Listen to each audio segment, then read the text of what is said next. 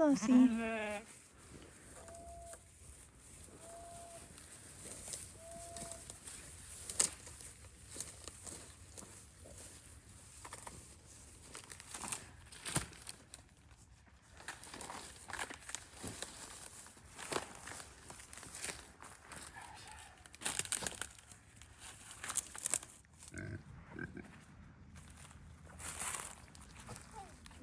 Nice eggs.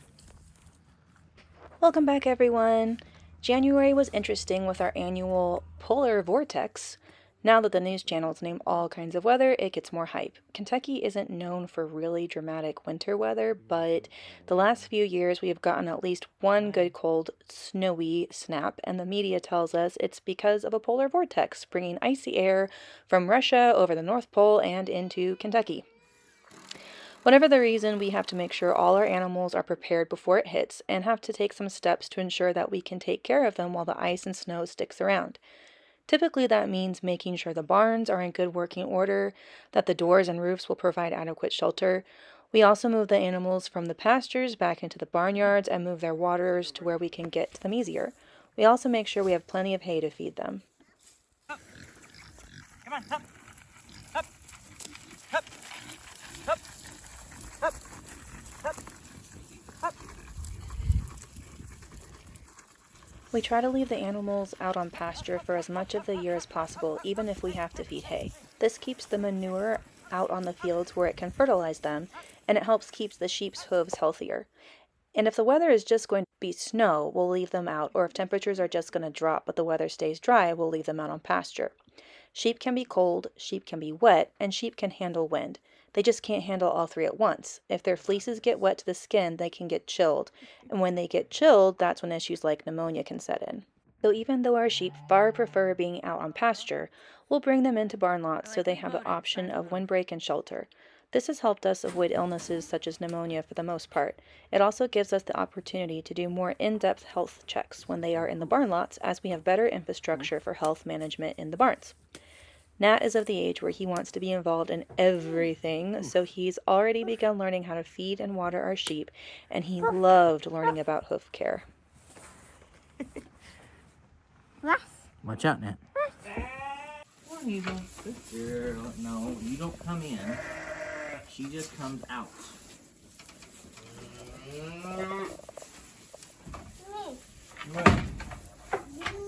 Move. Our milk cow, Chestnut, had a heifer this fall, and it's the first time we've had a calf on our farm. So we are learning how to manage milk sharing with a very healthy, rambunctious calf. The sheep aren't sure about the newest member of their flock, but the calf, Hazel, seems to like the sheep pretty well. So we got everything all set up as best we could, and then waited for the storm to hit, which it did. The snowfall was a little anticlimactic compared to what the news said we were going to get, but we did get plenty of ice, and I would far prefer snow to ice. It just makes it hard to walk and get chores done when you live on a skating rink.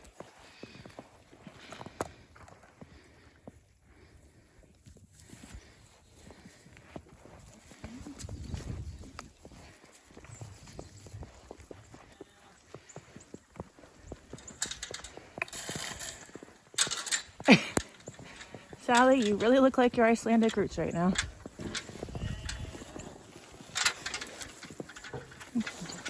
What, we need to start giving out hay now so y'all behave? There we go.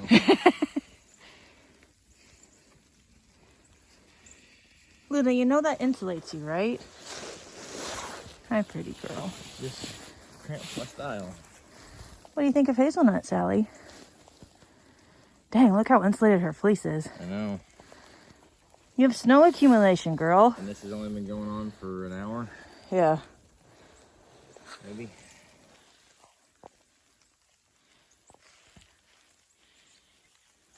We have a flock. We do. How'd that happen? Oh, you said, hey, I found... Oh, it's all my fault? This would never have happened with me. No. It's true. Yes. I just get a call. Hey, so I found on Facebook... They have no idea who I am. Actually, that's not true. They do. They just think I look funny. Is this where the cowherd starts singing to them?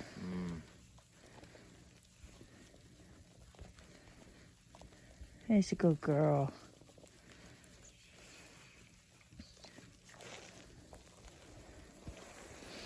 You all would like to make a case for hay?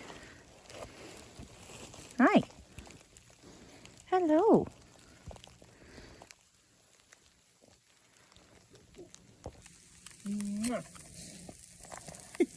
Thank you. You're welcome.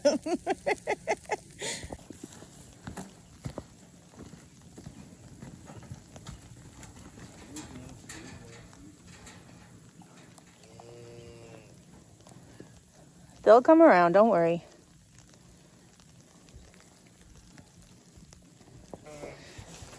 And these are our southern girls, the Gulf Coast natives who go, "We are too delicate for such carryings-on outdoors.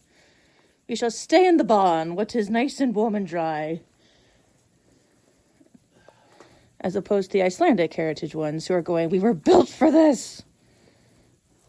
Keeping the animals watered in this weather is challenging as our hose lines freeze, as do all the automatic waterers. The animals can get just as thirsty in this dry, frozen weather as they do in the hot summer. Now she'll cooperate. Tongues are so cute. I get frozen weather so rarely, it doesn't make sense for me to invest in the heated waters for the quail and the rabbits, so I have to thaw out stuff on the few days we do get frozen temperatures. And it's kind of a pain, but when you're cheap and on a budget, you do what you gotta do. Okay, so these are frozen, not unfroze, but that's frozen in there, and that's frozen there. So I'm gonna put that in water that I just boiled so it thaws out. And then I'll have to pour hot water over the ice to break it free.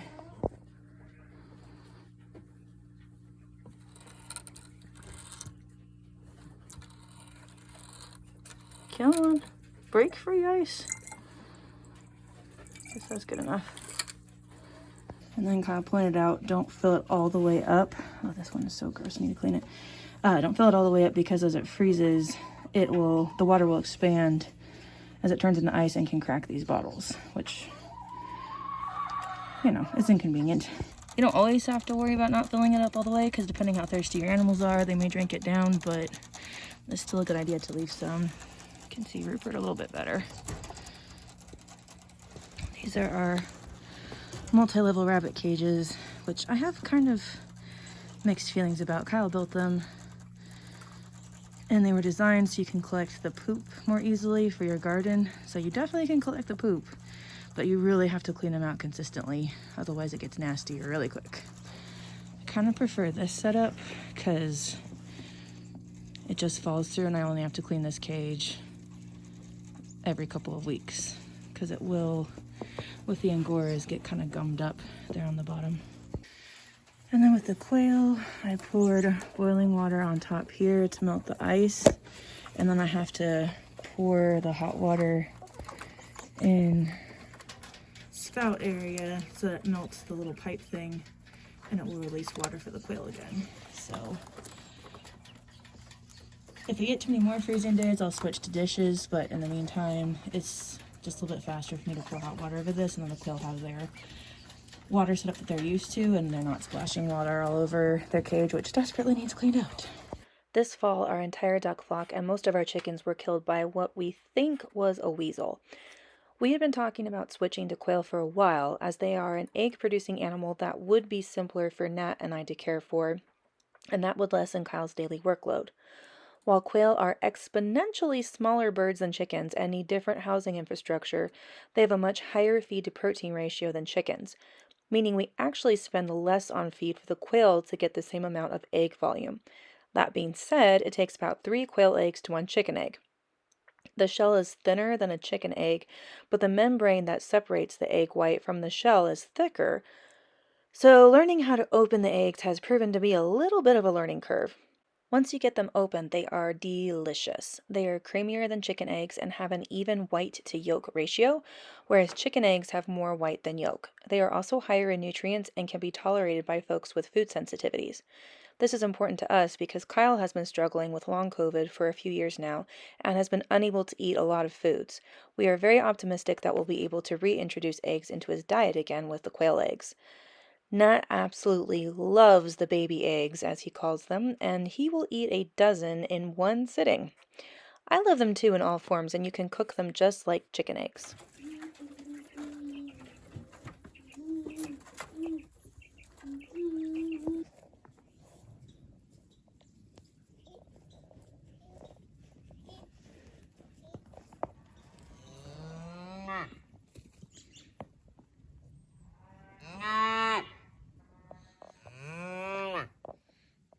So, once we made sure everyone had access to water and was fed, the rest of the polar vortex was spent enjoying the picturesqueness and the animals in the snow. Nat is definitely a farm boy and insisted on going outside daily despite the cold.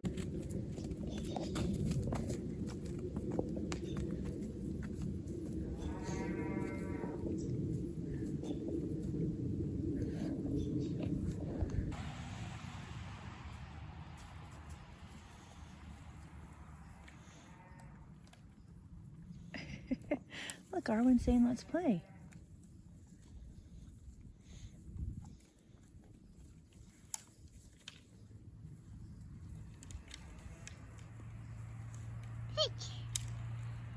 Does Arwen have a stick? Oh.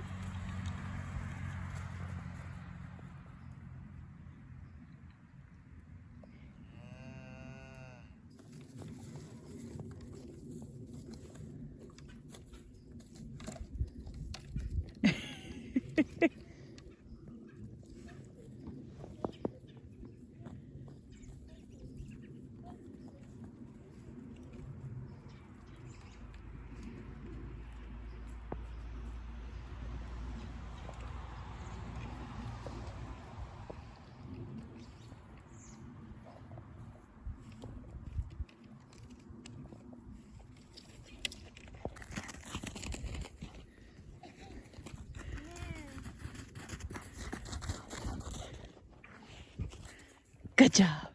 Zoom. Zoom. Zoom.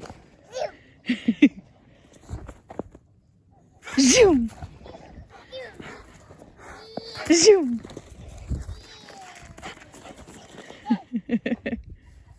Since the coop was compromised by the weasel, we didn't feel safe keeping the geese there anymore.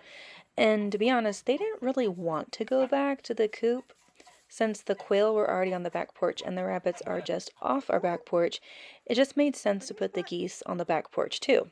So ultimately, our back porch has become the new chicken coop, temporarily at least. It took the geese a week or two to learn the new routine, but I guess they like their new home a lot better because Amelia built her nest about 2 months ahead of schedule. Usually she builds it in March, and then goslings come right around the same time as lambs do. This generally leads to us losing the entire hatch, so I'm hopeful this year we'll be able to keep the goslings alive better since we'll have less distractions. This is decidedly ahead of schedule, madam. Usually Alfred has an affair with the duck when Amelia goes broody, but since his harem is now gone, he has been an incredibly attentive, protective husband and daddy-to-be. It's adorable and incredibly irritating.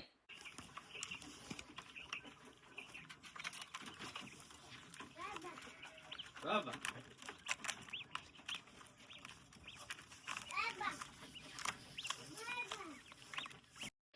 It seemed like the cold weather lasted forever, and then all of a sudden the sun came out, the temperatures warmed up, and we were back to our usual mild Kentucky winter weather.